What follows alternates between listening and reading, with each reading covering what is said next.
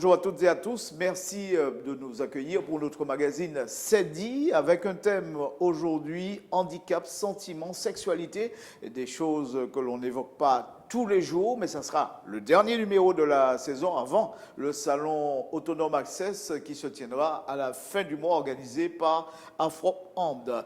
Handicap, sentiments, sexualité, on en parle dans un instant avec le micro-trottoir et nos invités.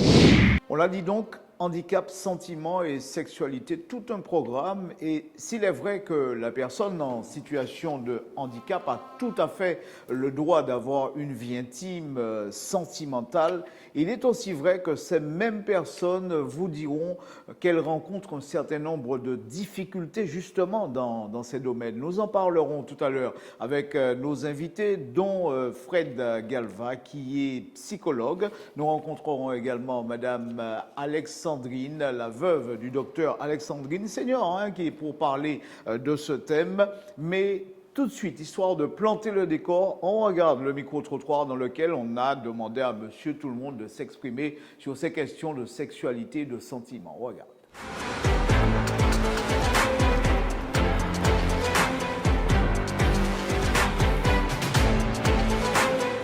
Pour moi, non, le handicap ne peut pas être un frein à une relation amoureuse. Il ne faut pas vraiment regarder la personne physique, en fait. C'est surtout le moral et tout. En fait, c'est pas parce que la personne est handicapée que la personne peut pas être amoureuse. L'handicap, est-ce que c'est un frein dans les relations amoureuses? Non.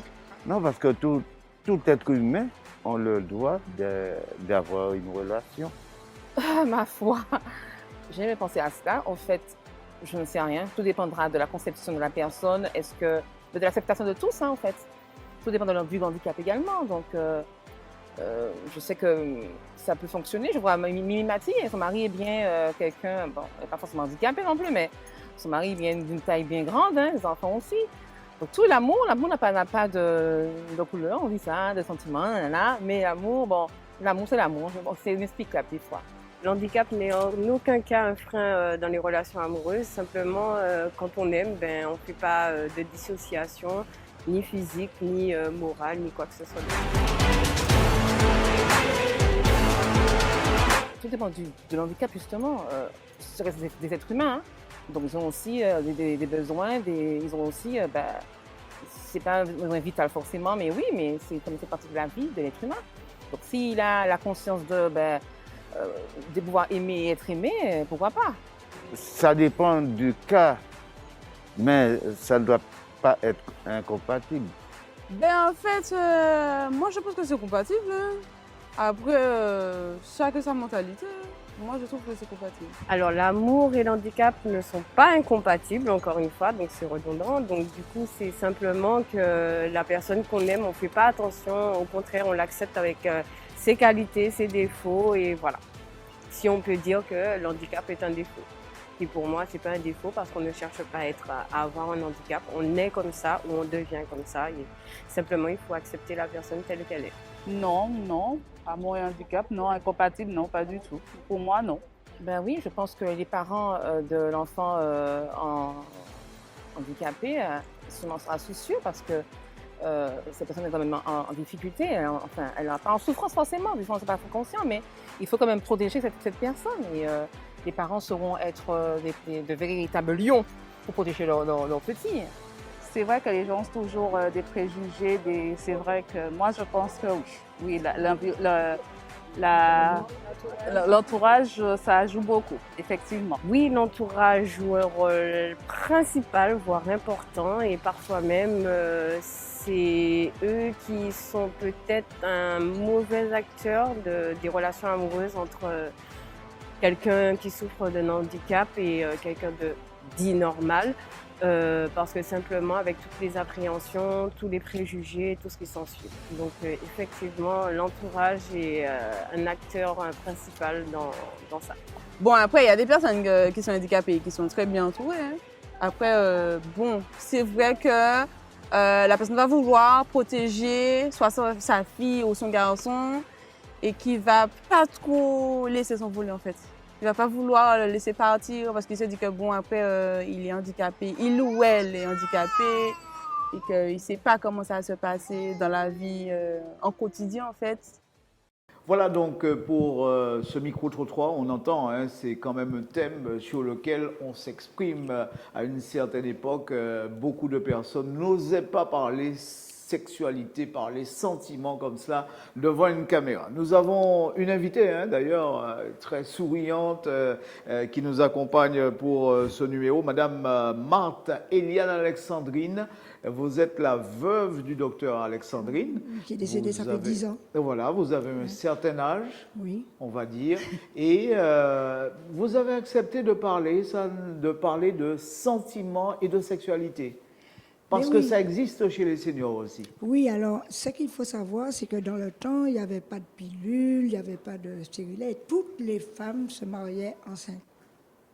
Se Alors, marier enceinte. Enceintes, oui. D'accord. Et lorsqu'une fille se mariait, si le mari ne la trouvait pas jeune fille, alors c'était un drame. Ah ouais. Donc, c'était ça. Et il y avait des hommes qui faisaient des dizaines d'enfants à droite, à gauche. Hein. Dans votre cas, vous vous êtes marié très jeune. Je me suis mariée à 20 ans. Parce que mon mari étant médecin, il avait, depuis l'âge de 14 ans, on s'est connus. Pour revenir un peu à notre thème là, qui Oui. nous intéresse, vous avez eu une vie sentimentale. Avant votre mariage, est-ce que vous avez connu ça, une Non, vie sentimentale? non. Non, parce que j'ai connu mon mari, il était en classe avec mon frère. Et mon frère, quand il a fait latin, ils se sont trouvés dans la même classe. Donc on a sympathisé. Très bon enfant. Et après, il est parti faire ses études parce qu'il était très, très bon élève. Alors je peux vous dire qu'avec un demi 1 en maths et en physique, mon mari a été le meilleur élève sortant du lycée Gelcher. Parce qu'il y avait M. Meyer, qui n'avait pas d'héritier, Meyer, les beaux tissus de France. Et il avait laissé 20 louis d'or pour les meilleurs élèves du lycée technique, du lycée de jeunes filles et du lycée Gelcher. Mon mari a eu ce prix de 20 louis d'or qui valait 750 francs à l'époque. Pas mal. Vous avez eu une vie bien pleine et alors vous me disiez, ça fait une dizaine d'années que vous êtes veuve. Oui. Et lorsqu'on est veuve, on a, pour moi, je dis ça, on n'a plus de vie sentimentale, on n'a plus de vie affective, Alors, plus je- de sexualité. Je vais vous dire, M. Bornil, je suis belloteuse depuis l'âge de 10 ans. Ça veut dire que vous comblez Et le... oui, alors et souvent les amis venaient jouer à la maison, ils étaient 16, 17. Et puis avec la pandémie, tout a été annulé. D'accord. Donc je suis bloquée dans mon lit. D'accord, mais quel lien vous faites entre, je sais pas, la belote Non, parce et- que et là, à on mon parlait de veuvage. sexualité, Non, mais sentiment. à mon veuvage, Oui. tous mes copains sont Oui. venus jouer à la belote à la maison. On D'accord. faisait une Ça petite vous a donné de la compagnie. Oui, une petite participation et on passait à jouer des soirées de belote jusqu'à 3 Est-ce que cela veut dire qu'une fois qu'on est senior, qu'on n'a plus droit au Non, c'est pas qu'on n'a plus qu'on n'a droit. plus droit à la sexualité? Ce n'est pas qu'on n'a plus droit, mais moi, ça ne m'intéresse pas. Et je vous assure que j'ai eu des grandes avancées, des jeunes, des moins jeunes. Non, les jeunes. Oui, un jeune qui a l'âge de mon petit-fils qui me dit « Ah, j'aime te voir, j'aime te voir ». Alors je lui dis « Tu sais quel âge que j'ai ?» « Mais l'amour n'a pas d'âge, madame. » Vous en pensez Alors, quoi? Mais non, mais un gamin qui a 30 ans, mon petit-fils a 33 ans. Alors, et puis après, je faisais la queue. Mais l'amour, c'est pas une question de sentiment. Ouais, non, mais M. Kadi, l'amour n'a pas d'âge. Enfin bref. Justement, parlons-en. C'est pas une question de sentiment, c'est Non, une mais question d'âge, ça forcément. ne m'intéresse pas. D'accord. J'ai trop de choses à faire Ouais, pour que je puisse me mettre dans une amourette. d'accord. Parce que les hommes sont là pour prendre le bon.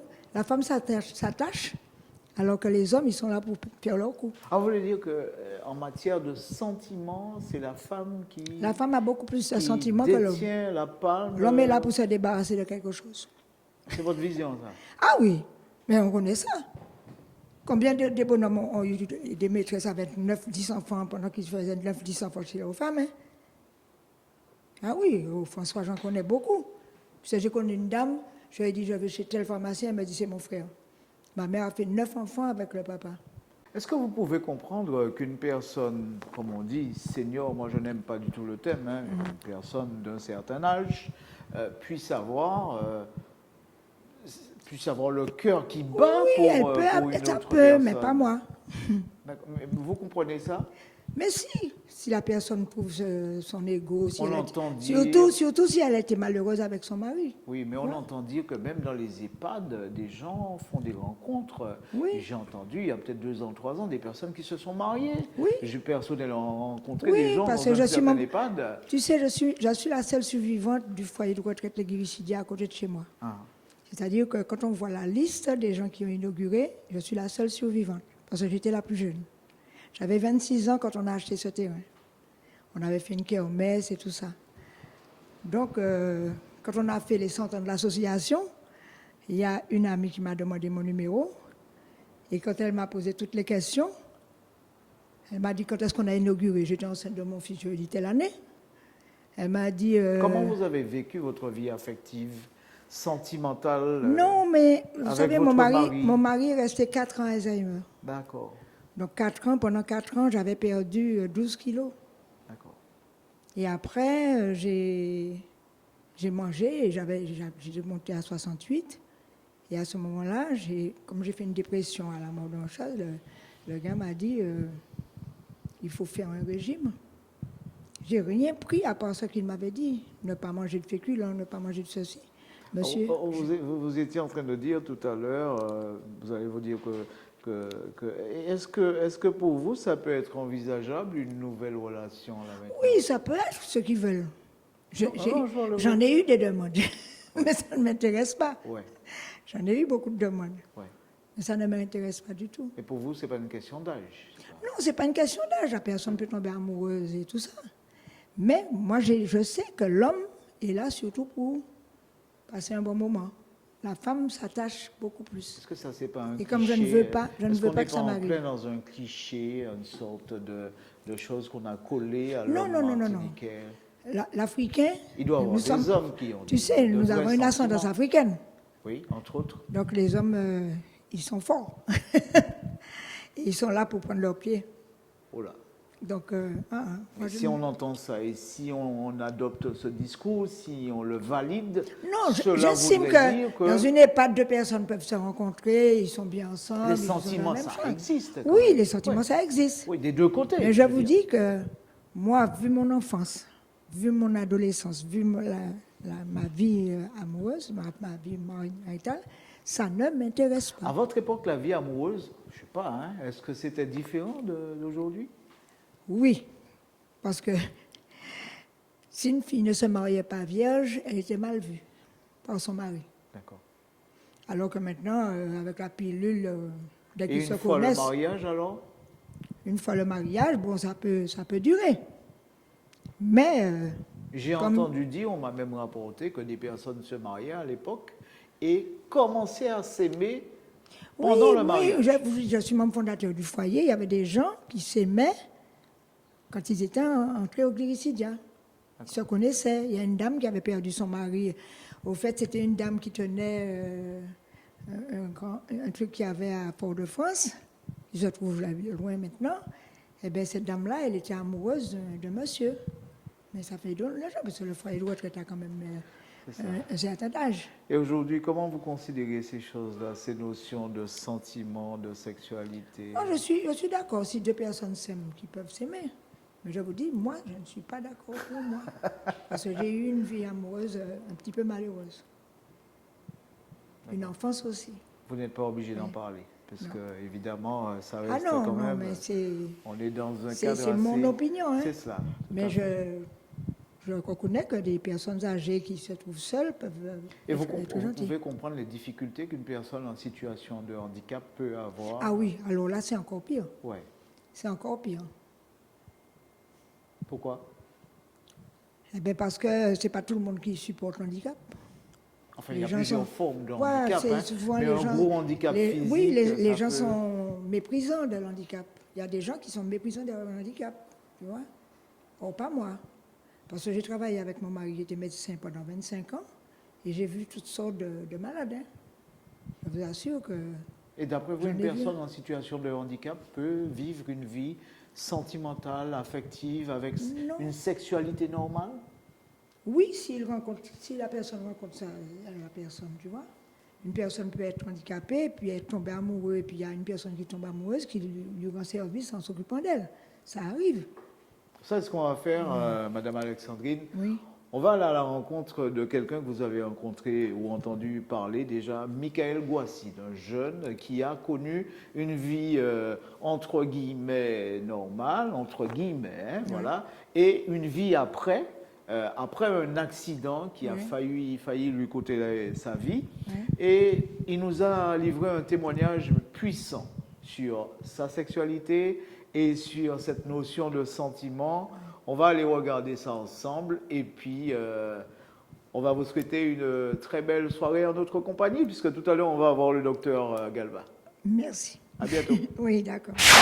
Michael Gouassid, on est content de te rencontrer. Alors, pour rappel, hein, Michael Gouassid, c'est celui qu'on avait rencontré à l'époque, fait sa connaissance dans Zoukamine Future Star. Exact. Ça remonte Ça remonte à 16 ans, ça 16 remonte à ans. même plus de 16 ans. Plus de 16 Ouais. ans.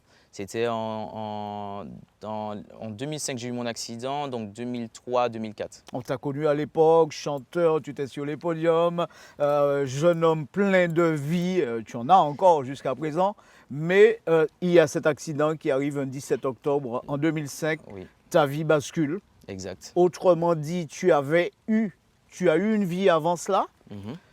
une manière de fonctionner. Aujourd'hui, on est dans le cadre d'un concept, d'une thématique qui touche à la sexualité, alors sexualité, sentiment. Mm. Des femmes, tu en as rencontré dans ta vie, Oui, je oui, suppose, Effectivement. avant, mais Avant aussi après. et après, oui.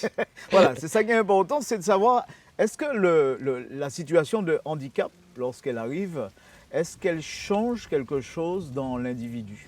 Si, et déjà, la sexualité change. Alors déjà, quelqu'un qui a eu une sexualité avant, dite normale, tout ce que vous connaissez en étant valide devient différent, forcément. Et là, il faut réapprendre le corps, il faut réapprendre à s'accepter, il faut réapprendre à accepter cette nouvelle sexualité. Il faut aussi, pas l'exposer, mais l'expliquer à l'autre, comment tu fonctionnes, comment ça fonctionne aujourd'hui.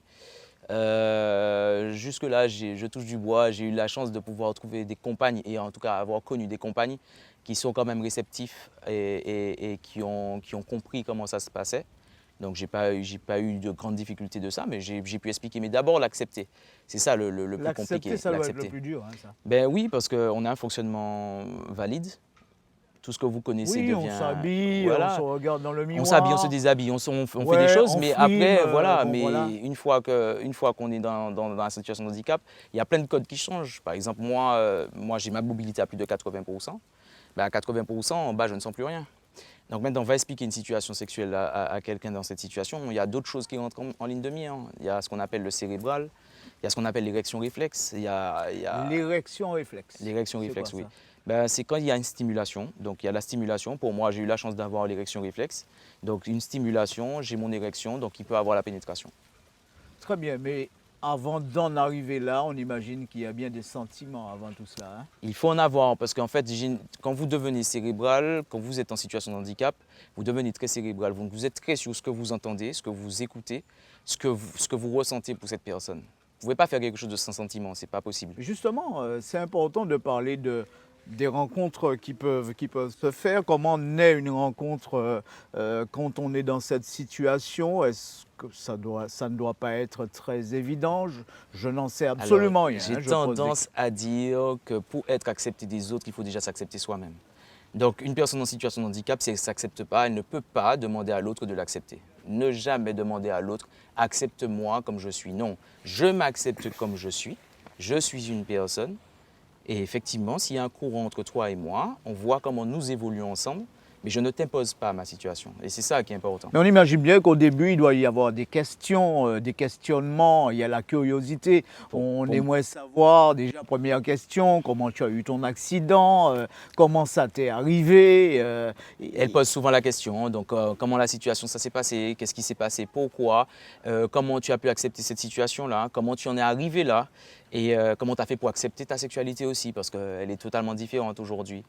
Et c'est une découverte le plus souvent. Donc on peut avoir, dans mon cas, si on est dans la confidence, on est vraiment dans deux types de personnes. Moi, j'ai soit cette personne qui vient, qui a envie de découvrir quelque chose et qui dit « ouais, ben écoute, j'aimerais bien essayer et voir quelque chose avec toi et faire quelque chose ». Mais ça, c'est À vous quel qui- moment ce déclic-là se produit il faut plusieurs rencontres, c'est comme pour tout le monde. Ça dépend de beaucoup de choses. Moi, c'est pas un challenge pour moi, ce genre de situation-là. Mais Disons que tu es pour beau d'autres- garçon, donc tu n'as jamais eu non, non, je ne vais pas dire. de difficultés. Pas comme ça. Ce que je voudrais dire, c'est que j'ai quand même une médiatisation, j'ai quand même des choses qui me permettent d'avoir accès à beaucoup plus de personnes et à un large public. Donc, le combat, en fait, l'explication que j'aurai à donner est moins compliquée que quelqu'un qui n'a pas cette médiatisation. C'est cela, c'est cela. Donc, je peux déjà avoir une marge d'avance. Je peux pouvoir après expliquer l'essentiel, en fait. Mais mon histoire, les gens le connaissent sur les réseaux. Donc, c'est un avantage. Mais on ne peut pas dire, en aucun cas, on ne peut pas dire que le handicap constitue un frein majeur Non. pour tout ce qui touche au sentiment ou à la sexualité. Alors, quelqu'un qui arrive à bien accepter sa situation, ça ne devient pas un frein. En tout cas, ça devient un avantage. Parce qu'en fait, vous avez des atouts supplémentaires. Donc, l'écoute, par exemple, ça passe par l'écoute, le toucher, la compréhension, l'acceptation de l'autre. Donc, automatiquement, cette personne en face de vous, en grandissant, comprend bien qu'on n'est pas là dans la quantité, on est dans la qualité d'une relation. Et chaque personne qui grandit, et notamment les femmes... C'était important pour toi, justement, excuse-moi de t'interrompre, est-ce que c'était important pour toi d'avoir une compagne, d'avoir quelqu'un qui soit là avec toi? Qu'est-ce que tu recherchais dans ce domaine? Moi, déjà, bon, je n'ai jamais cherché vraiment à avoir quelqu'un. J'essaie de me comprendre moi. Et quand je me suis compris, je me suis dit c'est la meilleure façon pour moi de pouvoir parler à quelqu'un et partager avec quelqu'un. Maintenant, pour quelqu'un qui cherche quelqu'un, je lui dirais, c'est peut-être pas la meilleure chose à faire parce que vous allez utiliser cette personne. Et ce n'est pas une bonne chose. Quelqu'un qui rentre dans votre vie n'est pas une infirmière, elle n'est pas votre infirmière, il ne faut pas qu'elle soit votre personne à tout faire. Elle doit rester avec son entité à elle, sa personne à elle, ses défauts, ses envies, voilà. Et quand cette personne rentre avec vous, elle devient une aide, mais pas une personne qui va vous compléter. Elle va devenir une aide avec vous, elle va avancer avec vous, mais il faut lui laisser cette liberté-là. Et moi, c'est ce que j'ai essayé de faire dans la plupart des relations que j'ai eues, de laisser à cette personne cette liberté large de pouvoir rentrer, de partir comme elle veut. Parce que justement, moi, dans ma situation, je me connais. Je connais ma situation, je connais mes difficultés, je connais mes avantages, je connais mes atouts, je sais ce que je suis capable de faire ou de ne pas faire. Mais je ne veux pas enfermer quelqu'un. Ce n'est pas une prison, en fait. Est-ce que tu as un type de femme que tu visais particulièrement? J'ai jamais baissé mes critères sur ça. Ouais. Je n'ai jamais baissé mes critères. Justement, je suis resté toujours... Qu'est-ce que tu réclames comme qualité à une femme alors? L'hygiène. L'hygiène de vie. Et puis, souvent, ce sont des femmes responsables. Des femmes très responsables qui savent où elles vont. Donc en fait, réellement, quand ces deux atouts-là sont là, vous n'avez pas affaire à des gamines qui sont là en train de chercher, de ne pas comprendre. En fait, elles ont déjà vu, elles sont autonomes, elles savent ce qu'elles veulent. Est-ce que du fait de ta situation de personne en situation de handicap, ça fait 2 fois situation, mais je comprends bien ce que je veux dire, est-ce que ça apporte quelque chose de plus à la relation? Est-ce que la personne en face se dit, bon ben voilà un mec qui doit être au moins sérieux? Oui, et c'est là qu'il ne faut pas tomber. Faut pas tomber dans ce piège-là, parce qu'il y a des mecs en fauteuil roulant, ce sont de vrais connards. Il ne faut pas tomber dans ce piège-là, parce qu'en fait, quelqu'un reste quelqu'un. Moi, je peux être en fauteuil roulant et être celui qui court les femmes, mais à tout va toujours. Ou je peux être celui aussi en fauteuil roulant qui peut être carré, vouloir une relation, être que dans ma relation, vous voyez? Donc en soi, il ne faut pas tomber dans ce genre de piège-là, à se dire on va le materner. Ah, le mec, il est en fauteuil roulant, eh bien, il est à moi. Dès que vous faites ça, vous enfermez quelqu'un dans quelque chose. Vous voyez? Et c'est dans ce piège qu'il ne faut pas rentrer. Parce que justement, cette personne en situation de handicap, elle est une personne en situation de handicap, mais elle est une personne avant tout. Avec sa façon de penser, sa façon de faire. Donc il est important de savoir quel individu que vous avez, qui est en situation d'accord certes, mais quel individu que vous avez en face de vous. Parce que moi, je peux être dans ma situation et être un vrai connard. Je peux l'être. Et ça, si quelqu'un pense rentrer dans ma vie et me dire « ouais, c'est comme ça, je vais enfermer, ce sera mon petit Mika à moi », ben je peux dire non. Je peux dire non parce que ben non, je ne suis pas dans ce cadre-là. J'ai une vie, j'ai envie de vivre. Et ça, dans cette vie-là, je ne me donne pas de limite. Si je suis comme ça, on doit m'accepter comme ça. Si je suis quelqu'un qui dit j'ai une vie en situation de handicap, mais j'ai envie de rentrer dans une relation sérieuse avec quelqu'un, je suis dans une relation sérieuse parce que je l'ai décidé, pas parce que mon handicap m'y est contraint. Alors, d'accord pour la relation, mais la sexualité dans tout cela, La sexualité, c'est compliqué ou c'est normal? je ne vais pas dire qu'elle est normale. Je ne vais pas dire qu'elle est normale parce qu'en fait, il n'y a rien qui se passe comme quelqu'un de valide en fait. Ah bon? Vous devenez totalement cérébral. Il y a plein de choses qui rentrent en compte. Vous pouvez avoir l'érection, vous pouvez ne pas avoir l'érection. Vous pouvez toucher et ne pas toucher. Vous pouvez être dans les préliminaires et souvent les préliminaires sont très longs parce que vous allez chercher à être privilégié dans la qualité que être dans la quantité de quelque chose. Donc vous n'êtes pas dans la performance, vous êtes dans quelque chose de totalement cérébral. Et lorsqu'on est un homme, ça doit être peut-être un peu plus difficile. 99%. Lorsqu'on sait que l'homme, il aime dominer. 99% des mecs que je coach, parce que j'arrive à coacher, je suis des personnes en fauteuil roulant, des mecs en fauteuil roulant, 99% des mecs ont du mal à accepter leur nouvelle sexualité. Pourquoi? Parce que cette sexualité-là, ils étaient tout le temps dans la performance et c'est difficile de se dire, là, je ne serai pas dans la performance, je vais essayer de faire quelque chose d'autre. C'est très compliqué. Et ça demande à ce moment-là d'avoir quelqu'un en face de soi qui... Le processus normal est qu'un homme, quand il est jeune, il va performer.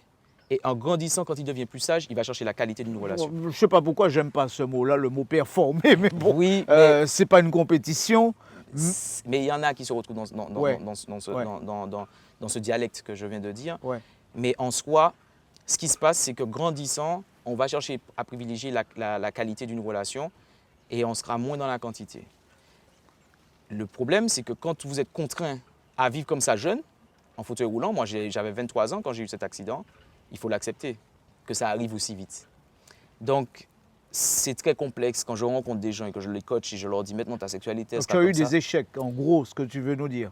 Oh, j'ai essuyé des échecs, oui, avant de comprendre comment je fonctionnais. Après, j'ai eu des enseignantes, on va dire, médicales, hein, je parle du médical, des médecins. Des coachs. Des coachs, non, médecins et infirmières Ouais. qui pouvaient expliquer cette sexualité, qui arrivent à être là, accompagnés. Et une fois que vous l'avez accepté, ça se passe après très bien. Il y a tout un aspect psychologique hein, derrière. Il faut ça. l'avoir. Il faut l'avoir. Si vous n'avez pas cet aspect psychologique, vous pouvez vite vous rétamer. Et ce qui fait qu'il y a des hommes qui se renferment sur eux-mêmes et ils ne veulent plus parler de ça.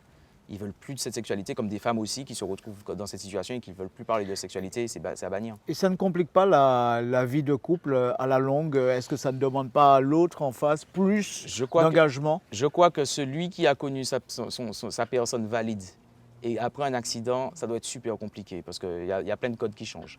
Maintenant, si vous avez connu la personne valide et vous avez accepté un certain nombre de choses step by step, ça va un peu mieux. Moi, je pense que ça peut être acceptable. Ouais. Mais même en étant acceptable aussi, il faut savoir identifier cette personne qui est là pour un coup d'essai, qui est venue pour voir, pour essayer quelque chose, et puis cette personne qui est venue pour faire une relation avec vous. Parce que ça, c'est compliqué, ça. C'est là où c'est compliqué parce qu'il faut identifier. Et est-ce qu'on peut fonder une relation durable? Si, j'ai eu des relations qui ont duré 4 ans, 5 ans, j'ai eu de très longues relations.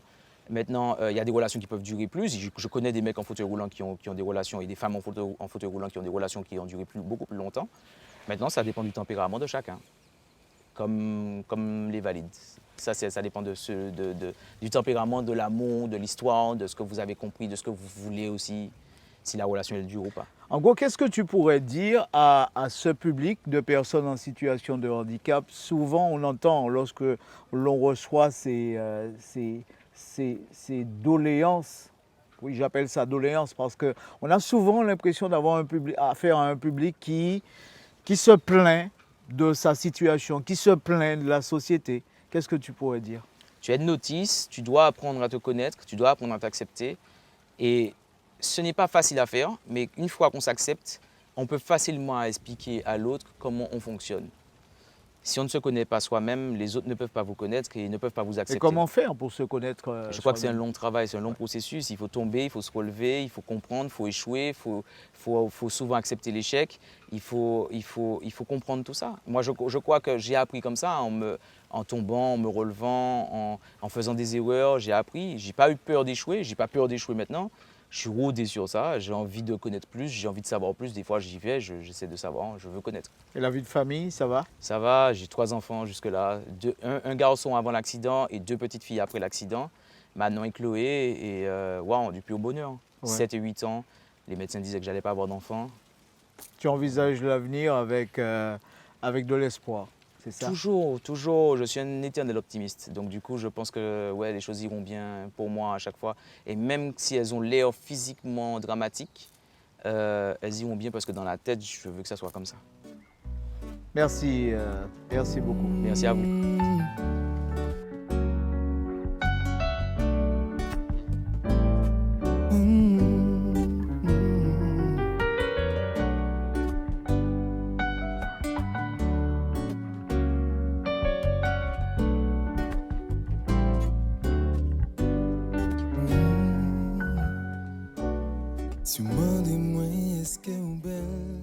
Voilà, un grand moment, comme on vous l'avait dit. Tout de suite, on va marquer une pause pour la pub et on retrouve Fred Galva juste après.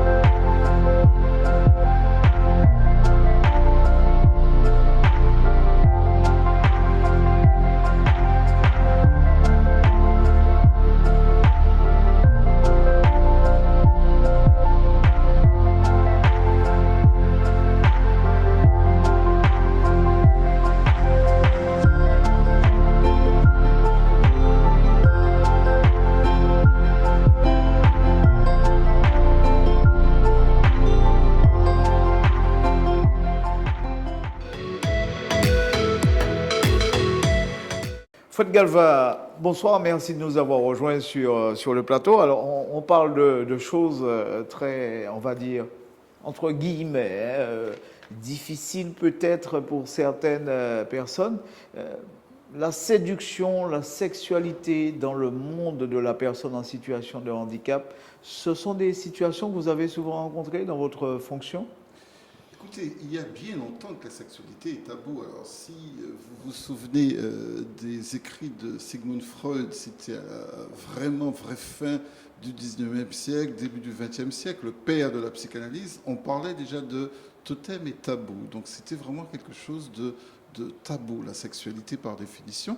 Évidemment, lorsque les choses se complexifient par le handicap, le tabou est amplifié.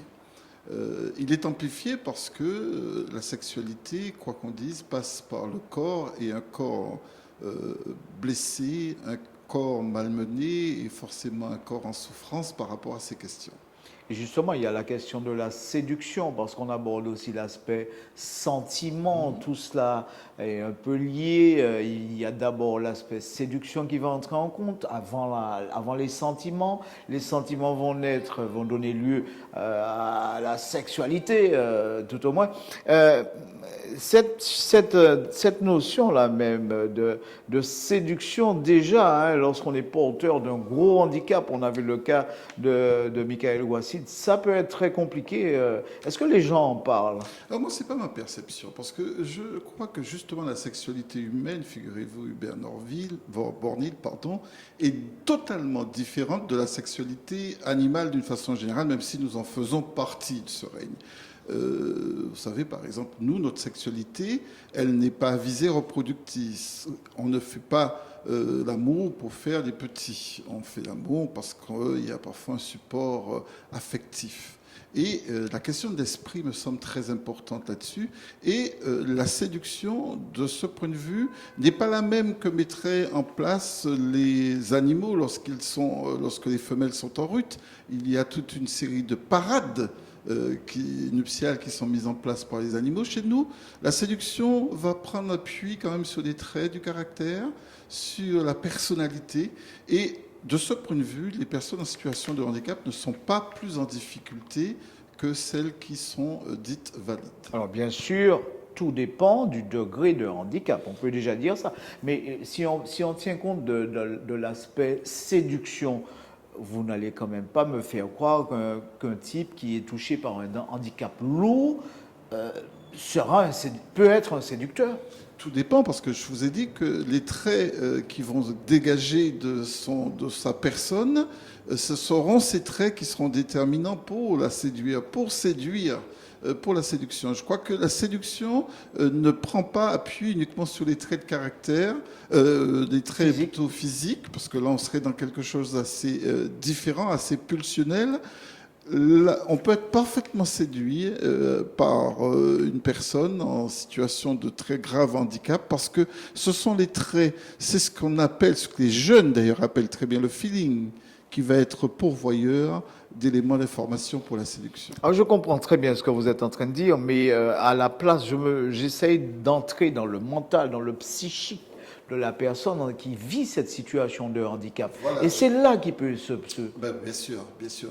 J'ai bien compris au début de votre émission, de votre question, que vous parliez plutôt des personnes en situation de handicap et non pas celles l'aspect psychologique, c'est ça. Et évidemment, les personnes qui sont en situation de handicap sont parfois dans des situations d'estime de soi qui sont extrêmement dégradées.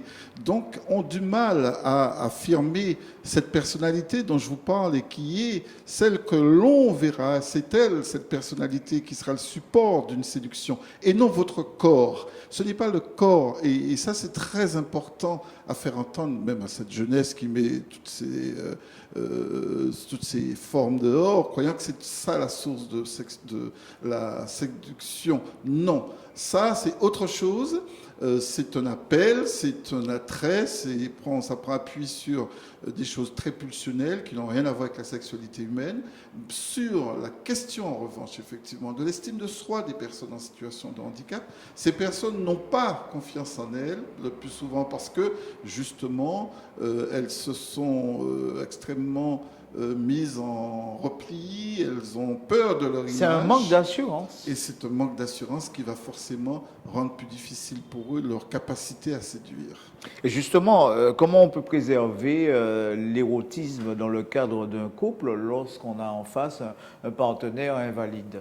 On fait comme si on était valide. Là, je vous dis tout de suite qu'il faut faire sauter les masques, puisque je crois que votre émission est faite pour ça. Il faut faire tomber les masques. Lorsqu'une personne valide est à côté d'une personne invalide, elle peut très bien avoir les mêmes attitudes au sein de la sexualité. Il n'y a pas de frein à se donner, surtout lorsqu'on est dans une relation intime. Vous comprenez que c'est quand même surprenant. On est dans une relation intime, il faut se lâcher, il faut choisir et trouver les lieux, les zones qui font plaisir, comme pour une sexualité accomplie par deux personnes dites valides.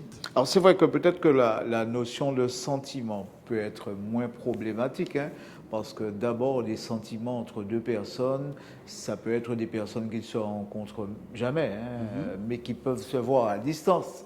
Il peut y avoir des sentiments, mais sur la question même de l'érotisme, de la sexualité, de ces choses-là, est-ce qu'il n'y en a pas la personne en situation de handicap, qui peut toujours avoir cette impression que l'autre qu'il vient, il est un petit peu... il se dit, bon, ben, il faut que je sois à ses côtés, je me fais un devoir de lui apporter mon aide et se dire que c'est peut-être pas de l'amour tout compte fait. Oui, mais c'est parce que justement ces personnes dont vous parlez sont souvent en manque de confiance en elles, ont une image d'elles qui est extrêmement perturbée et se posent la question de savoir s'ils peuvent être aimés. Et c'est là que se pose le problème, pas de la part de l'autre, c'est de la part de la personne en situation de handicap qu'il faut rassurer en disant que ce qui compte dans les rapports interpersonnels, quels qu'ils soient, donc, y compris les relations sexuelles, c'est la personnalité des gens. Ce n'est pas leur corps qui va être déterminant pour maintenir une relation durable. Maintenant, j'ai aussi envie de vous rappeler, puisque dans ma pratique clinique, j'en reçois des personnes, et je peux vous dire que des soucis dans la sexualité des couples, on en retrouve aussi, et en nombre d'ailleurs de plus en plus croissant, entre personnes dites valides. Donc vous voyez que la complexité n'est pas du fait de la personne handicapée, mais ce serait peut-être en effet sur la question de la sexualité sur laquelle il va falloir peut-être encore à nouveau remettre un curseur. Alors évidemment, on a parlé de la personne en situation de handicap, et si on abordait la question en direction des seniors, est-ce que lorsqu'on a un certain âge, on a encore droit à avoir des sentiments, droit à avoir une sexualité? Là encore, ce sont des thèmes tabous. Ce n'est même pas un droit. Moi, je crois qu'il est normal qu'une sexualité, tant qu'elle peut s'éprouver, qu'elle se déroule et qu'elle s'adapte. On ne sera pas forcément dans les mêmes dispositions quand on a 20 ans que lorsqu'on a 80 ans, mais on va éprouver les mêmes désirs. Hein, et ça, on est vraiment dans le psychisme, vous voyez. Il faut dissocier le désir de la pulsion. On peut avoir encore des désirs, on peut désirer l'autre, on peut avoir besoin d'être dans une proximité sensuelle. La sensualité existe tant que que notre système nerveux fonctionne. Une caresse ne peut pas laisser indifférent. Et puis je rappelle aussi, je tiens à le faire parce que j'ai eu souvent à le faire lorsque je travaillais au centre hospitalier du Carbet en tant que psychologue, où là justement on se retrouvait souvent dans cette situation du handicap avec la sexualité. Je rappelais aux patients, la sexualité n'est pas une question de performance, monsieur Bornil. Je crois qu'il faut... Alors, on a tout faux si on pense que c'est une question de performance. Et pourquoi on pense d'ailleurs en réalité que c'est une performance? Parce que malheureusement, cette sexualité qui nous est montrée est une sexualité qui prend appui sur la pornographie, sur des réseaux sociaux qui nous montrent des rapports sociaux qui ne sont pas forcément des rapports sociaux de paix, mais plutôt de domination. On n'est pas dans la vraie vie lorsqu'on est dans la pornographie. Il faut apprendre aux gens, par exemple, et c'est un petit détail, lorsqu'on voit la longueur d'un pénis sur un film porno, il faut se dire que ce n'est pas forcément la réalité. Mais ce n'est pas toujours la réalité. Donc il faut se dire qu'il faut que notre sexualité prenne appui sur d'autres types d'apports.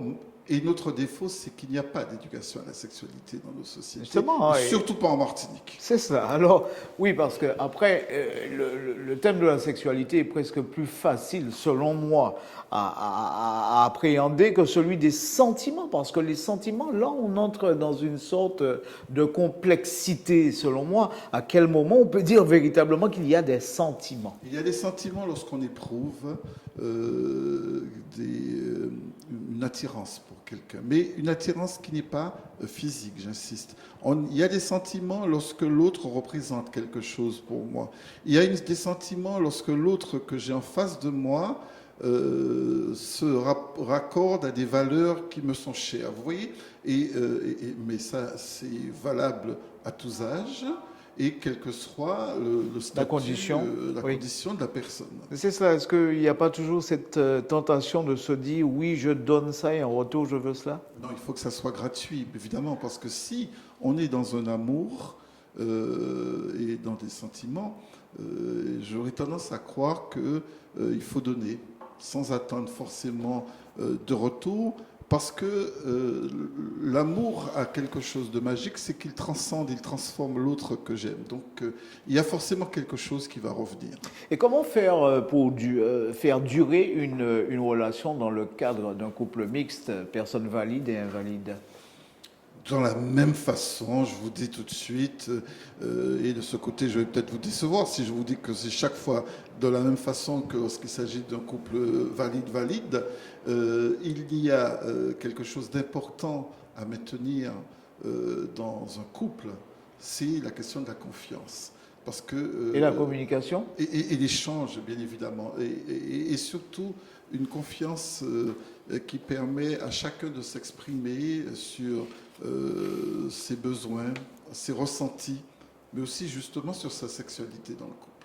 C'est ça. Est-ce qu'en Martinique, dans votre cabinet, est-ce que les gens consultent? Est-ce que vous accueillez beaucoup de patients qui peuvent avoir des sortes de perturbations à cause justement de leur situation de handicap ou du fait qu'ils soient des seniors? par rapport à ces notions de sentiment et de Oui, sexualité? Oui, j'en ai eu et bon, ça, c'est pas des situations qui représentent une part importante de ma patientèle, mais j'en ai eu des gens effectivement dont la sexualité était éprouvée du fait du handicap, mais qui avaient besoin surtout d'être accompagnés dans l'émergence des désirs et rassurer les gens pour leur dire la situation de handicap n'est pas une situation, n'est pas un frein à la sexualité, puisque la sexualité est fondée,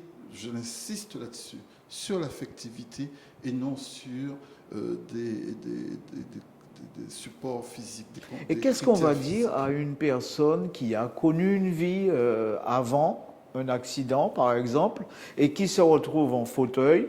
Alors souvent, je pense à certains hommes qui peuvent être sportifs et qui ont construit toute une approche dans leur tête par rapport à la femme, à l'autre sexe. Qu'est-ce qu'on pourra leur dire à ce moment-là, lorsque le type qui se retrouve en fauteuil du jour au lendemain, ça ne doit pas être facile à gérer? Alors vous dites pas tout, ou alors vous dites pas assez. Celui qui est au fauteuil, qui par exemple a perdu son érection, ça, par exemple, parce que ça peut être aussi des gens, parce qu'un nerf a malheureusement été touché, parce qu'il est paraplégique, etc. Enfin, même sur ces questions-là, je crois qu'il y a des accompagnements médicaux. Je me souviens qu'il y avait un médecin qui travaillait avec moi sur le Carbet et qui faisait qui abordait médicalement ces difficultés liées à l'érection chez les hommes qui auraient, suite à un accident, été paraplégiques et sans érection. Mais à ces hommes dont vous me parlez, je répète que la sexualité n'est pas une performance. D'accord ? On n'est pas en train de faire une course de je ne sais quoi. Si ils se sentent diminués suite à l'accident et qu'ils se retrouvent en situation de handicap, je comprends la souffrance que ça peut générer. Mais en aucun cas, il ne faut qu'ils ne perdent confiance en eux. Et c'est en se disant que l'homme canon qu'il était avant l'accident, c'est le même homme que regardera son ou sa partenaire après l'accident. Voilà. Très bien, on arrive à la fin de l'émission. Un dernier mot en direction des seniors. On a entendu tout à l'heure sur ce même plateau, beaucoup de personnes d'un certain âge le disent. Moi, à mon âge, ces questions de sentiments, ces questions de sexualité, c'est terminé, c'est bâché, voilà. Oui, j'entends ça. D'ailleurs, on dit chez nous, vous qui êtes très accrochés à notre culture, Hubert, m'en râlez qu'un autre moins. Voilà. Non. Par contre, je peux comprendre qu'on ait moins de désir, qu'on ait moins de... Parce qu'il y a quand même des pathologies métaboliques qui jouent sur des questions particulièrement chez les hommes, d'érection, avec un bon diabète avancé, on peut avoir des érections un peu plus compliquées. Mais ce n'est pas un principe de vie que de dire, voilà, parce que j'ai tel âge, ma carrière est qu'en autre moins.